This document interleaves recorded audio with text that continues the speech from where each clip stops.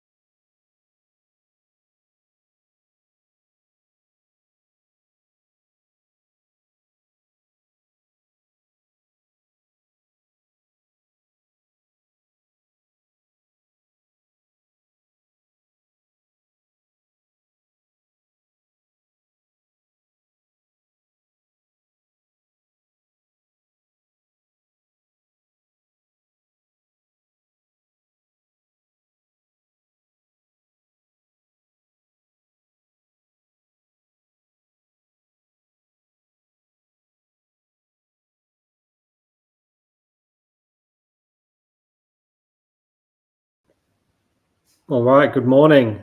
I just thought to myself, instead of basing it on time, I'll wait till we get to 10 attendees and then we'll get underway, and I'm sure a few more will trickle in. Welcome to the first Hug of the year, the Auckland Hug, brought to you by Hypernexter for Q1, and we're here to talk about events, how to market events, how to manage events using HubSpot, using popular event management platforms.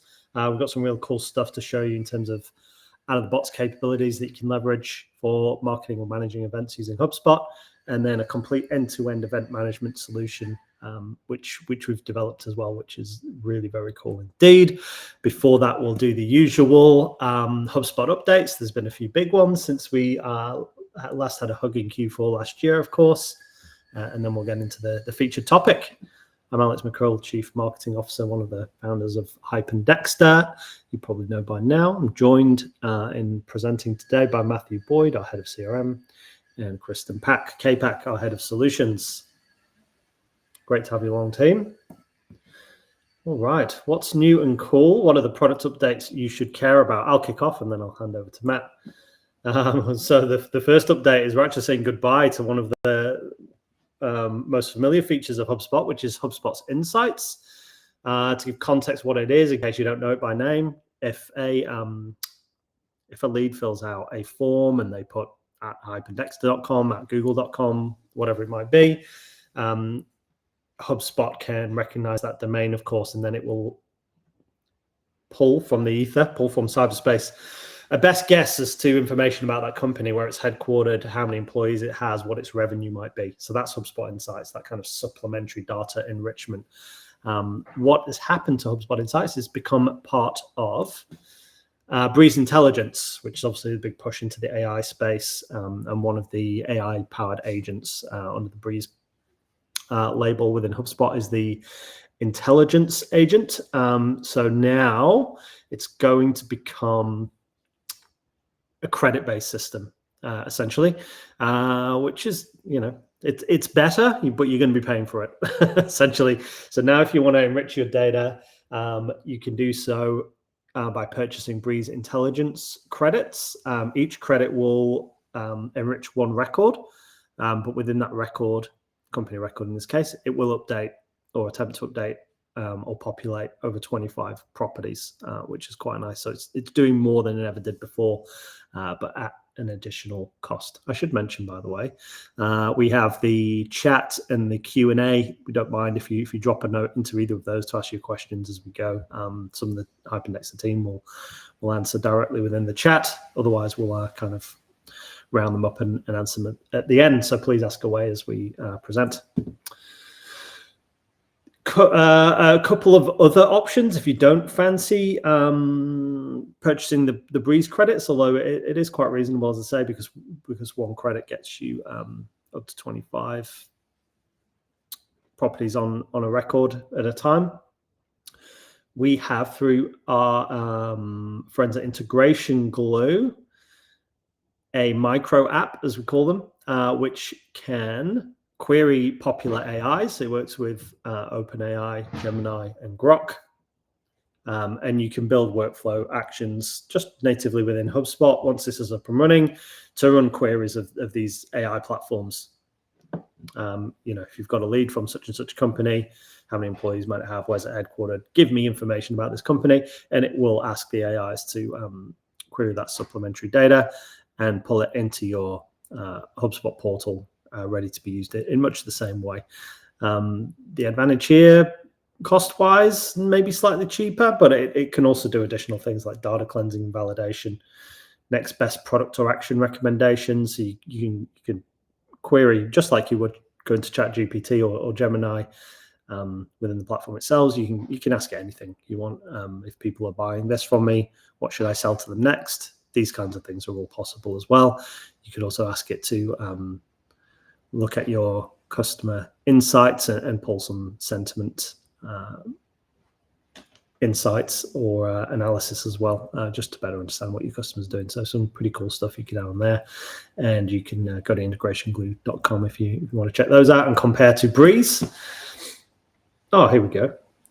Some nice examples. So enrolling records into the HubSpot workflows and asking it questions about the record, which then the AI will obviously generate the response, and it'll come straight into HubSpot.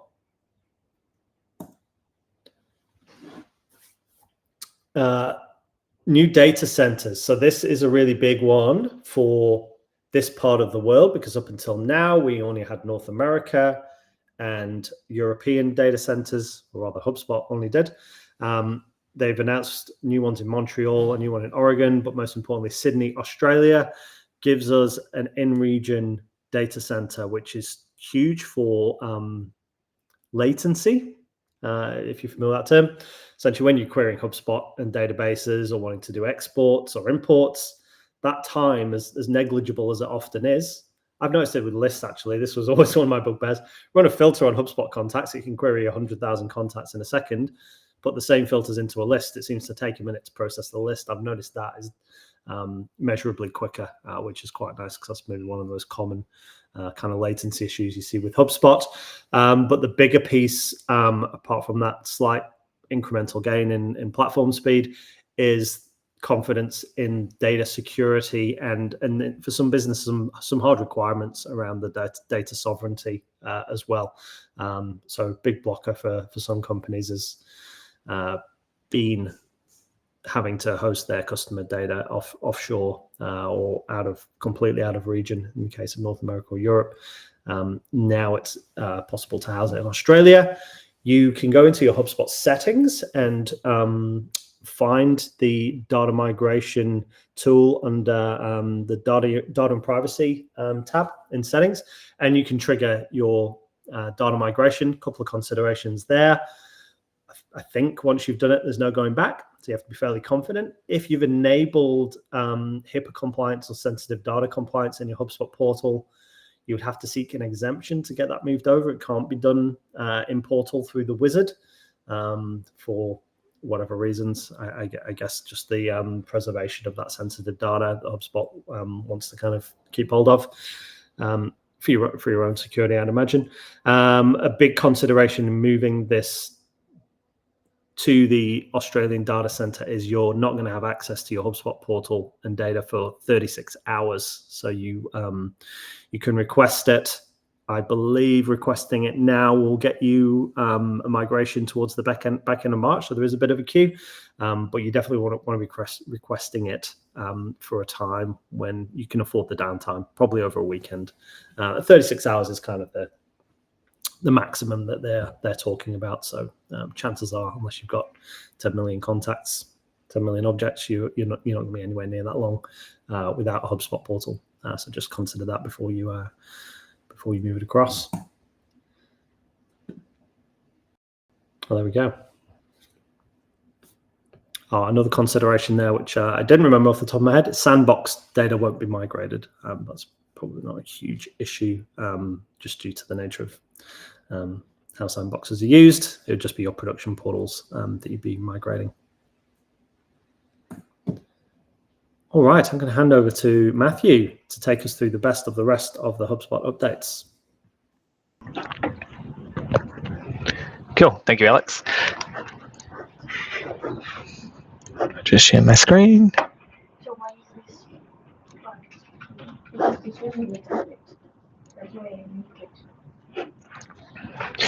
Alrighty, now number one is actually the ability to, when you're doing data imports, be able to find and replace information within your sheet where there are invalid enumeration options, potentially spelling errors, whatever that might look like, rather than having to, as you might have historically, go back to your sheet, make the updates in the sheet, come back into the import and re-go through that import process. Especially frustrating if you have a lot of columns and you're doing manual matching on those columns because maybe it's a multi-object import or the headers are not quite named exactly the same. Rather than having to go through that and then remap all of those fields, you can actually do a find and replace directly within the import, which is super cool. You can also automate the scheduling of your backup. So HubSpot relatively recently released the ability to actually run a backup into your CRM. Naturally, that's just taking basically a point-in-time copy of the data of what your CRM currently looks like. Historically, that has had to be done manually. Now you can schedule that on a weekly or bi-weekly basis. They've also got, and I'm going to jump into HubSpot at this point, but I'll talk through them first. So dynamic sequences, effectively. Since sequences have been a thing for the longest time, it's been one static sequence.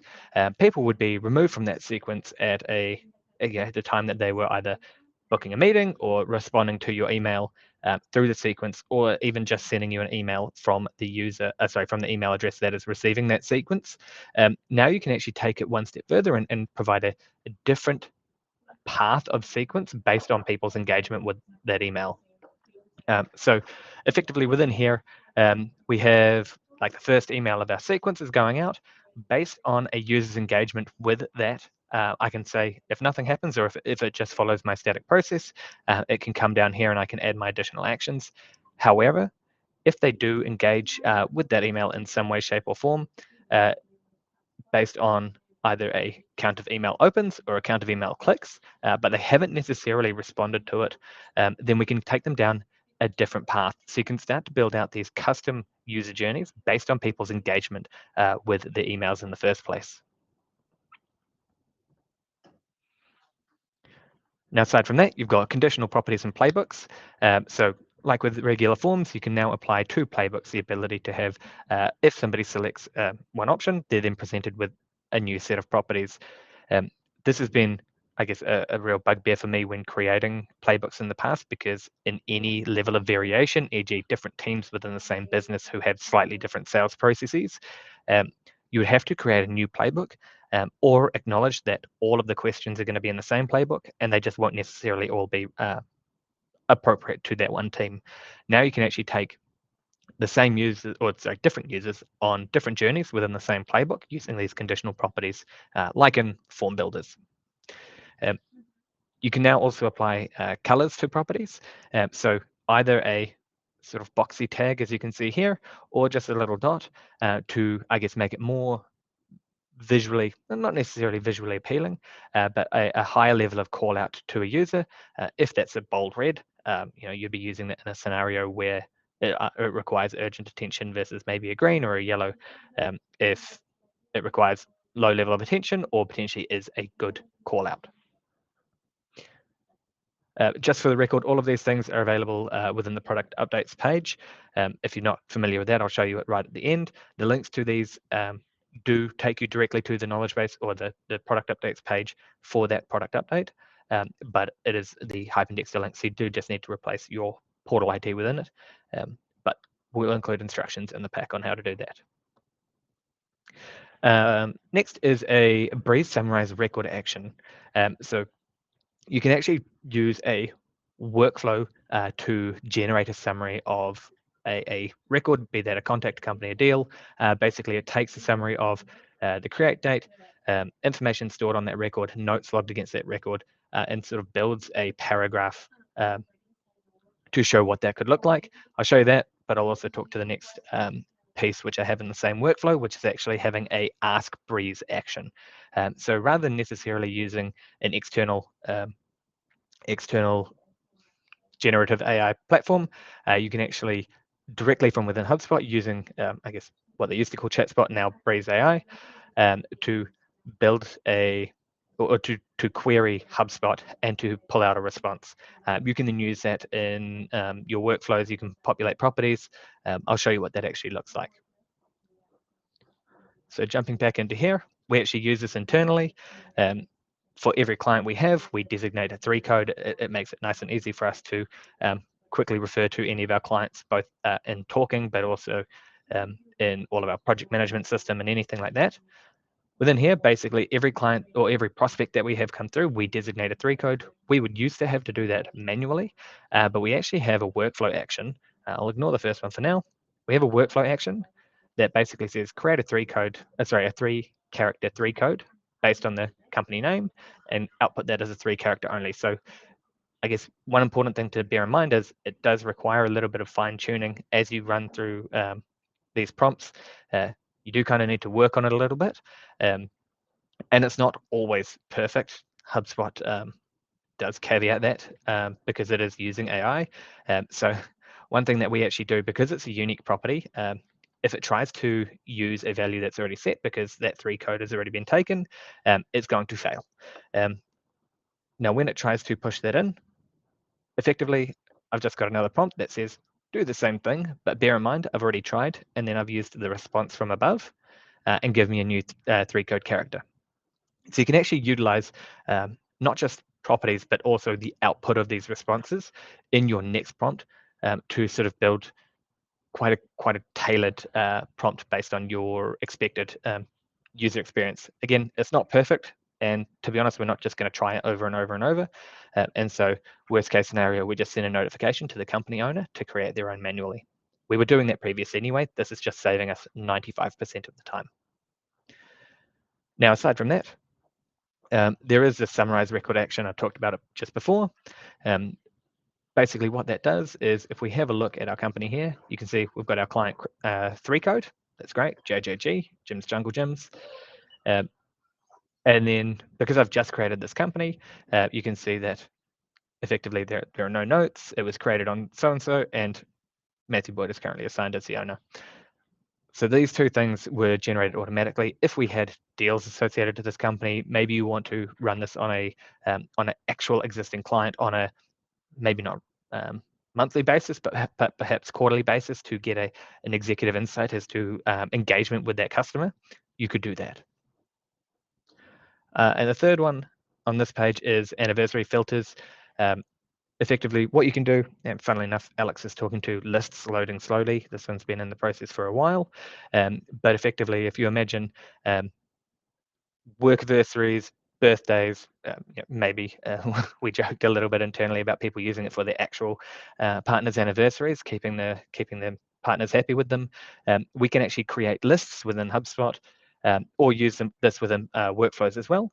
But effectively, what we've got here is rather than just having a is less than however many days ago or is more than however many days ago, we can say is less than the date or any relative anniversary. So say, for example, they started 5 years ago. Rather than having to reset a new date every year, it's just going to say if it was that date or any 12 months past that date. To be honest, I'm not 100% sure how it handles leap years. So e.g. February 29th, I couldn't tell you. But for every other day of the year, it works pretty well.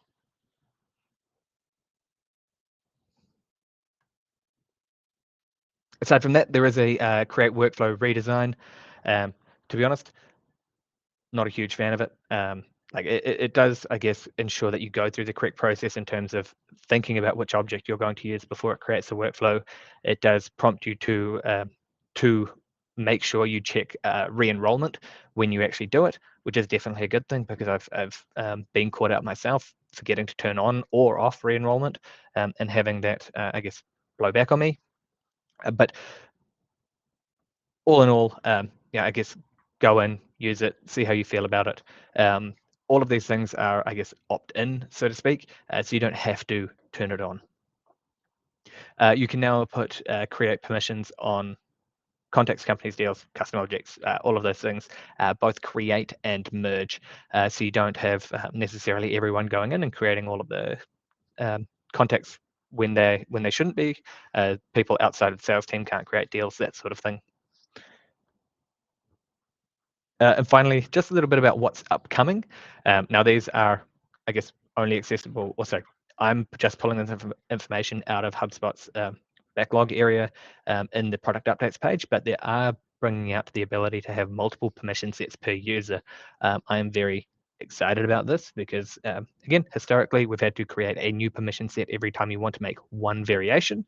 Now we should be able to build, I guess, a library of permission sets that you will assign to each of your users, and they can just effectively utilize the level of permission within there across your multiple permission sets, rather than having to change create a whole new permission set just to change one permission.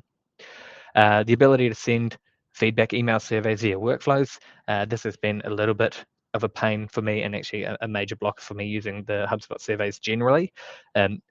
We're going to be able to now trigger those via workflows, so you can actually send them using any enrollment criteria that you're familiar with in workflows anyway. And finally, scheduling automatic exchange rate updates. So another, I guess, I wouldn't say a big one necessarily, but something that hasn't really changed since the dawn of HubSpot is this ability to set an exchange rate, and you set that manually if you've got multiple currencies within your portal. Now you're actually going to be able to schedule that to occur on a regular basis.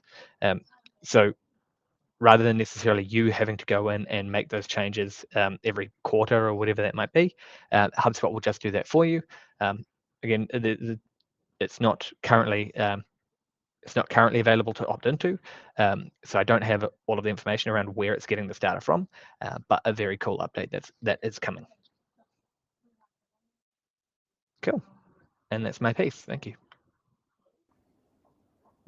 Thank you, Matt. I found that new workflow UI very jarring, as most people do with any new user interface, but I'm sure we'll get used to it. All right, so I'm here to talk about how to market or at least partially manage an event using HubSpot's out-of-the-box functionality and a couple of the most popular native integrations. There are a few common elements which you may well be aware of that we can leverage HubSpot for in managing an event. And when I talk about managing an event, I'm talking about running an event end-to-end, from managing RSVPs through to the actual event experience itself and follow-up. And when I talk about marketing an event, I'm talking about, say you're attending a field days or trade show for your particular industry, and you want to advertise your participation there, whether it's with a booth or presentation. There's a couple of other use cases as well. We have lots of clients in home building who have show homes, and you can use a lot of this same functionality here to promote show home, capture attendance, and do follow-up communications. Okay, so promotion-wise, obviously, HubSpot can help you manage your ads, your social posts, and your emails to advertise your event or your participation at a conference or trade show. You're going to want to capture signups. So we've got a new show home, come along at the show home or at the trade show kiosk. You're going to need a page where people can fill out their information, and you can capture them in your CRM and kind of nurture them based on them engaging with you there, versus your own event where you're going to use the landing page and the form to capture RSVP and the intent to actually come to your event. Your communications, of course, would be split by pre and post. So generally your kind of invitation or announcement that you're hosting or attending an event would be a regular email send, but then you want to be able to automate the rest of it. So we'll talk about that briefly. The popular native integrations and the popular events apps that we'll talk about will be for webinars, so Zoom, and for in-person events, Eventbrite. They're kind of the top two of their respective areas. And then we'll touch briefly on the new Marketing Hub events. What would I call it? It's a feature. It's not much of anything, but we'll have a quick look at it. All right, so as I mentioned, your email channel is going to be very important here, and your initial invitation or announcement is likely to be sent on a schedule or an immediate send now. But then you're going to want to use workflows to send event confirmation. So that's as simple as the RSVP is yes, send this email. If it's no, sorry, you can't make it. There's some other things you might be interested in. And then using time-based triggers within a workflow, you can send event reminders, 2 weeks, 1 week, the day before the event itself. Post-event follow-up should, of course, be very contextual and relate to the content that they might have engaged with at your event or the event you've attended. And then it's up to you where you take the conversation from there, of course. What's important to consider is, can we? Yes, we can. Segment by those who were invited but did not RSVP. We might still want to, send them relevant information. RSVP'd but did not attend. Just to alter the message. Sorry, we missed you. That kind of thing. RSVP'd and did attend, and maybe there's a specific message you want to show those people as well. You might be referring to specific things that happened or were talked about at that event, which other segments wouldn't relate to. Okay, so I'm going to break it down now by each use case. So a show home or trade show, we've bought a booth, we've bought a kiosk. You're going to need that initial plan to attract people, to let them know we're going to be at field days, booth B11, or we're going to be whatever show it is. A show home, we've just opened a new show home in this suburb featuring 3-bedroom home. Come check it out. Could be a pop-up of any kind, really. What you're going to need is to tell people that you're going, and then you're going to need a device to capture the information of people who engage with you at the show home, at the kiosk, at the booth. A couple of ways to do this. The old school way, of course, is clipboard. You still see it. Clipboard with a piece of paper, writing your name and writing your email. What's more common now, of course, is having an iPad or a device. And if you've been to an open home, as another example, you've probably seen more and more people have digitized this process. What we think is really useful is also having a QR code, which takes people on their own devices to the same page where they can register their information, especially if you're expecting, lots of people arriving at once. You don't want to be holding people up, getting them to sign in. Have a QR code on the wall or on a tabletop. People can scan it, and they can all be simultaneously logging their information to say that they've visited you, which is obviously really handy, relatively easy to do. On that landing page or form, you want a reason to fill out the form. Sometimes it's simple as you must register your attendance, but at a trade show, maybe it's a little bit more competitive, and you'll have been to trade shows where it's put your business card in the goldfish bowl to win a coffee machine. These kinds of things have stood the test of time. If it's not a competition or a prize draw, you want to be offering some kind of additional content in the form of a guide, a playbook, a template, something that's really useful and relevant to what you're there at the trade show to talk about and what the overall trade show is about. An example from our own stable, we went to Sydney Build, which is for the construction property industry in Australia, and we'd written a playbook to CRM for the construction industry. So we can have a conversation. There's a reason to sign up. You get the playbook. It's actually got loads of really useful stuff in it. And then we'll, having captured your information, be able to send you relevant follow-up communications and hopefully continue the conversation. Here's an example of a QR code, which is real. If you wanted to scan that, you'll see the kind of thing I'm talking about. So if you're presenting at a conference, much the same. You want to have the added value offer. You also want to tell people that you're going to be there and presenting. The added value offer should build on the topic. In this case, that QR code will take you to an events management playbook, which is obviously very contextual to what we're here talking about today. Put the QR code in your presentation so people can scan it. Much more effective and easier for the user than having a URL written out that they need to manually type in. Much less room for error as well. We're all very familiar with QR codes. One of the unexpected outcomes of the COVID situation.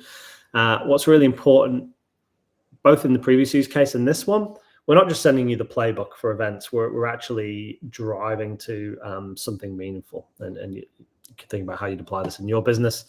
In our case, if you engage with the events management playbook, we want to get you into the room into a room to have a consultation about what it is you're trying to solve for, and then we can tell you in more detail than I can reveal in the short window we have in this hug exactly how we'd approach solving for your events management or events marketing using HubSpot.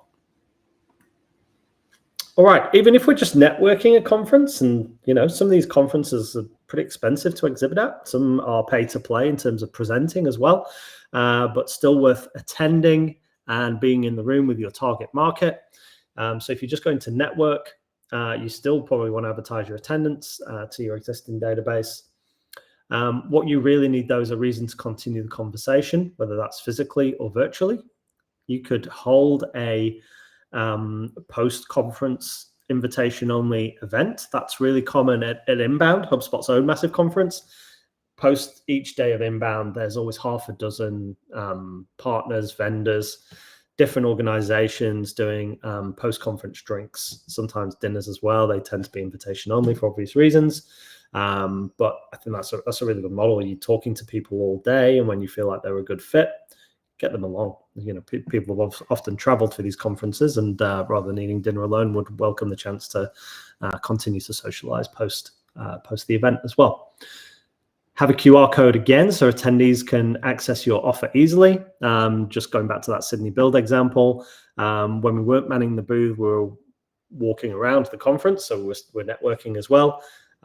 We had that same QR code on our phone, so if we're having a good conversation, the person who might be interested in our playbook could just simply scan that QR code. They didn't even have to come to our booth to avail of that and to get into our database.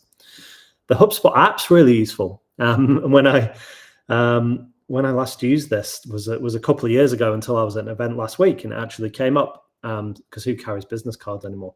Well, I was at an event and someone had a business card, and the easiest way to get that information was to scan it using the HubSpot app. It works really well. It will read name, email, phone number. It will confirm that you're mapping this information that it can read from the business card to the right properties in the CRM. And there you go. It's in your CRM with contact information as part of your database.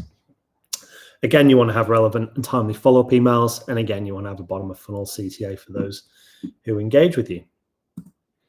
All right, looking at a couple of popular event management platforms and their native integrations with HubSpot.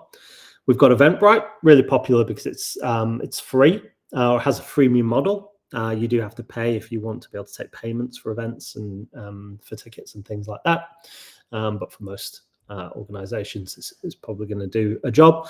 By integrating using the native HubSpot integration, which just takes a couple of clicks, you're going to get a really nice sync between Eventbrite forms being filled out on the event page and your contact records being generated or updated within HubSpot. You can then, of course, see what the RSVP status of that invited attendee is and trigger the relevant comms. If they've filled out the form and they're coming along, you can start to build out the automations that you're going to need. And it will also tell you if they ultimately attended or didn't attend as well. If you manage attendance through the Eventbrite platform, then you can easily segment your comms to those who came along and those who didn't, and make those really relevant as well. We've used this across lots of clients, and it works perfectly well for what it is. All right, another popular form of event. You're in one right now. We have to use Bevy, which is HubSpot's prescriptive platform for this one, but we tend to prefer Zoom for our own webinars. But anyway, we'll get to that. Key elements are comms to attract people to your webinar, of course, landing page form to capture the info. There's an asterisk there because you also need a platform to run the webinar. And in almost all cases, I can't think of one where you wouldn't, that form is going to need to be on the webinar platform. So for example, if we're running it on Zoom or like this one, Bevy, we're actually pointing you to an external page to fill that out. And then we're using the integration to sync in the information to our HubSpot CRM. All right, so the Zoom integration is one that we tend to favor. The platform for webinars is pretty affordable, pretty intuitive to use. But basically, someone's going to go to that Zoom registration page. When they do that, they'll be created or updated within HubSpot. You can then trigger your event reminders and so on in a timely fashion. What's really cool, and you'll just about see it if you squint at the screenshot, you get the activity of that particular webinar on your contact record, so you can see they attended, supercharging your marketing funnel, the date of that webinar, the time they joined, the time they left, and the actual view time. It also gives you that as a percentage as well. So that can be really powerful to understanding the level of engagement with your webinar, and potentially automating or lead scoring, segmenting off the back of that becomes relatively easy as well. So that's quite a powerful integration with Zoom there. Now, HubSpot sort of mid last year wasn't a huge announcement, and it's not a huge feature, if I'm honest. Announced this new events part of HubSpot. It's a tab within the marketing menu down at the bottom. It's a little bit like campaigns if you've used those in marketing. And what it really is doing is kind of just a bit of housekeeping. It's bringing everything together. So you can tell it how you're running the event.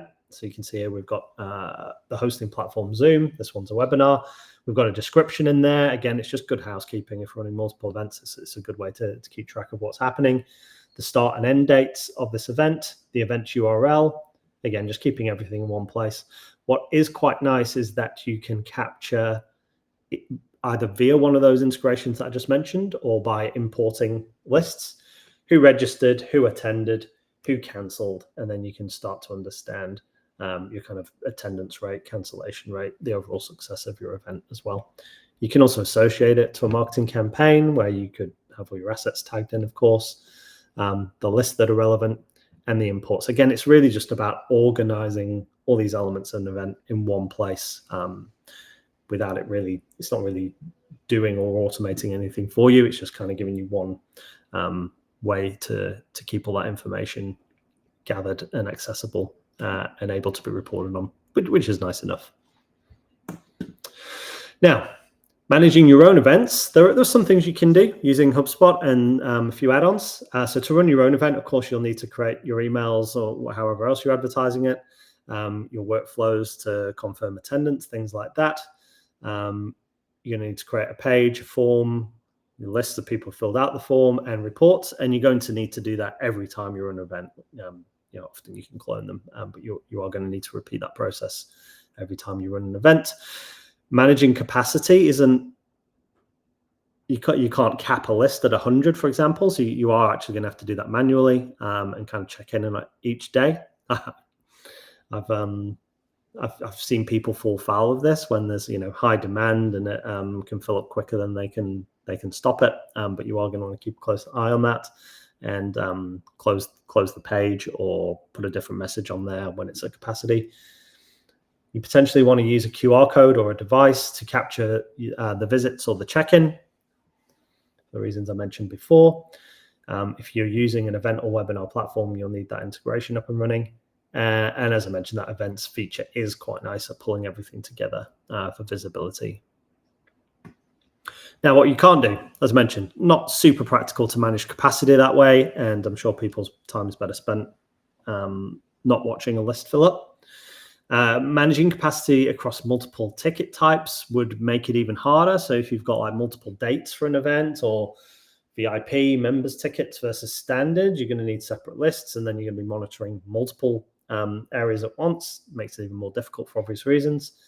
You can't create unique tickets. You can put unique tokens in an email specific to that user. So you could sort of do something that feels kind of unique, but if you generally need unique tickets for an event, you're not going to be able to do that out of the box. You can't use QR codes easily for check-in, check-out without a lot of manual additional work. Add to calendar is kind of an essential for events. HubSpot doesn't have that functionality built in. That's when you receive your confirmation that you're attending, the little widgets to add it to Outlook, Gmail, wherever else your calendars might be.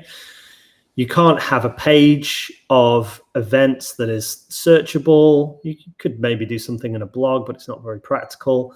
So if you're some of our clients like this running kind of a dozen events every quarter, quite nice to be able to offer to browse those and RSVP to events that are relevant to you. And the native integrations, they have some good data that syncs in, as we saw, but there's limitations with that, right? It's a native integration. What you see is what you get. You're not going to be able to build on that within the confines of that native integration. So I'm actually, that's Romy Dexter, who presented this at Sydney last week, but this week we've got Kristen Pack, who's going to take over and show us a bespoke built end-to-end event management app within HubSpot. Over to you, K-Pack. Thank you, Alex. Share my screen. Awesome. So like Alex mentioned, this is fully built based off HubSpot using HubSpot's Content Hub and just your standard objects and custom objects that you have within your portal that can be sort of set up. So this really allows you more functionality than just some of the more sort of simple options for event management. So this can be fully customized. What I'm about to walk you through can also be sort of personalized with your logos, your branding, and your sort of brand and style. So I'll click through into the Events app. So as you can see, you can pull through this. This would sort of surface from using a custom object of events. So you could be able to create your own events, add in information like the type, the dates that you've got, the locations, any sort of category filter that you might have, allow your users to be able to search for the particular event that they want to find, and you can kind of choose what displays and what doesn't display online, all from within HubSpot. So it can surface these sort of tiles. You're able to sort of order it as well, and clicking into the event page, you can have multiple sort of carousel images surfacing. You can show all of the core kind of details about the event, the dates and time, location, and then a bit more of a description. We can link out to sponsors and also sort of scroll down to select your tickets, add in information about speakers and testimonials. So it'd just be something that you'd associate in HubSpot to the actual event. And then you can get quite detailed with the types of tickets that you could potentially sell. So sometimes it's not a one size fits all, and you might have different types of tickets for the event that you have. For example, a VIP pass, standard pass, and then potentially like a multiple day pass that has different start and end times on those days. So I'll put some on here. You can go through and purchase. These can be free events as well. So this one that I'm showing you has sort of the payment options, but you can also make it a free event. And you can choose the different sort of payment types that you would expect, whether it sends them an invoice or whether it sends them, it asks them to fill in their credit card details and make that payment instantly. So what we've built out here is a step for you to capture the purchasing contacts details. So you can fill those in, and also the attendee details. Now this pulls from HubSpot forms, standard HubSpot forms. So if you were to make changes to that form, it would dynamically pull through onto this page. For example, if you had an event and you wanted to understand people's dietary requirements, you could ask that as a question against the attendee form. So you update the form in HubSpot, and then it will sort of pull through automatically. So they can go and check out. You can get someone to fill in all of their billing details. Again, this is another sort of HubSpot, standard HubSpot form. They can choose the payment method, which you can control from the event in HubSpot. Gives them a bit of an overview of what they are about to create. I'll go credit card for this one. Cool. And we've added an integration with Stripe so that they can instantly pay or do it through Google Pay. And once that's all paid, they'll get an order confirmation. We've also added the ability for them to add it to their Google Calendar, to Outlook, or any other calendar type that they are using. They're able to go back and manage the order as well, which sometimes isn't available. And so making sure that They can edit who's either attending, or if they want to just view their tickets, you've got that option as well. Gives them a bit of an overview of what has been sold. Cool. And as you can see, that QR code there is used for the actual scanning in purposes. So if I take us back to the beginning, the additional thing that sort of comes with this is the ability for you to actually RSVP for the event.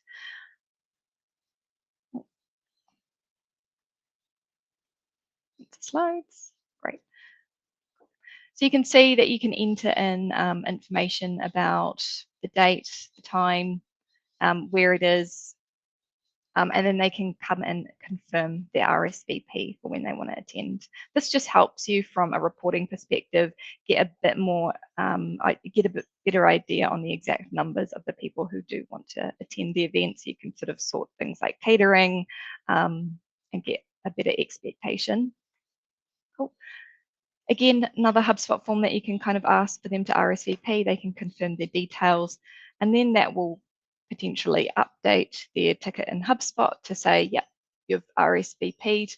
That could send your team a notification or update reports that you have all within HubSpot.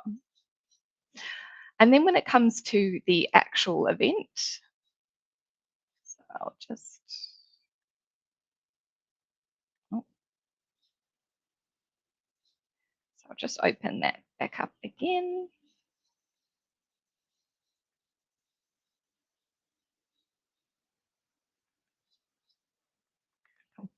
So the last thing that you can do with this events app is check in. And so there's multiple ways that you may want to check people in when you're actually at the event. This could be something that you could have on an iPad and walk around. You could search for people's tickets, type in their name and check them in sort of like that. Or what you could do is scan in via a QR code. So if you included a QR code on their actual ticket and they got that when they come to the event, this here would actually be a camera where you can scan the QR code and that will automatically update them as attended when they're checking in. So again, this is all controlled within HubSpot and gives you a little bit more flexibility for customization. So some of the kind of core things that it is capable of, which I will sort of surface here. Cool. Awesome. So just to recap, search functionality for attendees, being able to create different ticket types, custom attendee forms based on their ticket type, so it could be different for whether they're a VIP or not. The ability to create tickets with a QR code, so that way when they're at the event they can scan in. The ability to accept payments for tickets and do different payment types, invoices, credit cards, Apple Pay, etc. Cancel and refund the tickets. You actually have a full sort of event management capability. One thing I didn't sort of walk you through was because this is all built in HubSpot and everything is sort of saved back to HubSpot when they sort of add information to a form or when they manage their tickets, RSVP, you can then also send any confirmation emails or invite emails all from within HubSpot. We do have a lot of sort of default ones already set up, and then you just can kind of customize them with the content that you want to include, which also include all of the calendar widgets for them to edit to their calendar. QR code check-in and check-out, being able to actually just manually search for a ticket if you don't include a QR code, or they don't have their ticket with them, which sometimes happens. And yeah, pre and post event comms. Cool. So, don't know why it stopped sharing. So lastly, some things that are sort of coming out are member-only events. So having a sort of more lockdown view, invite-only events, member pricing, if you want to have different pricing for members versus non-members, being able to add events to a favorite so people can kind of log into your events app or on your website and be able to sort of favorite things. Have a wait list. We do already have host and speakers added to this and sort of discounts as well. So some more things that are coming with that events app, but if you are interested, definitely let us know and we can kind of talk you through some of these options that can potentially take your event management to the next level. Cool. Awesome. I'll pass back over to Alex now and he can, ask. Yeah, thanks, Kate. That looks awesome. We haven't had any questions in the chat, so I can only assume we've covered everything so thoroughly. There are no questions to be answered. So yeah, if you've got anything, drop it in now. Otherwise, we'll just kind of sum up. So we've talked about latest and greatest HubSpot updates, sunsetting of insights. Not great because we've come to rely on it, but a couple of options there for what we can do. Oh, we do have a question from Catherine Leach. Thanks, Catherine. Can the event calendar or search functionality be integrated into another website? Definitely, yep. So it's basically just you can add it, and we're going to add it into our website so that we can sort of showcase our events that we're doing. Event calendar or event search, I'm assuming that you're just meaning the kind of standard sort of event page, like for example,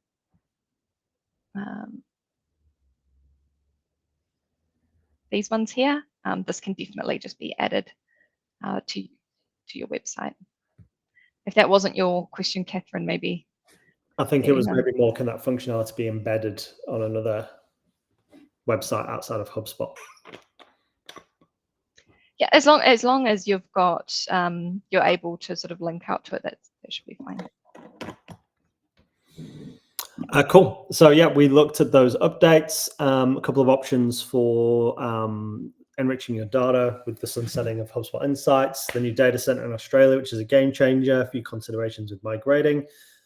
Matt showed us the best of the rest, but there's some really powerful stuff in there. Then we looked at marketing your participation at an event or a physical pop-up or show home kind of situation. And then K-Pack showed us that incredible end-to-end solution, which can be built entirely within HubSpot and negates the need for the Eventbrite or Human Ticks and other kind of ticket and event management platforms. As ever, we'll package up the presentation, the recording, send that through. And as ever, let us know if there's any particular topics or anything you'd like us to tackle at any future user groups. Thanks for coming along.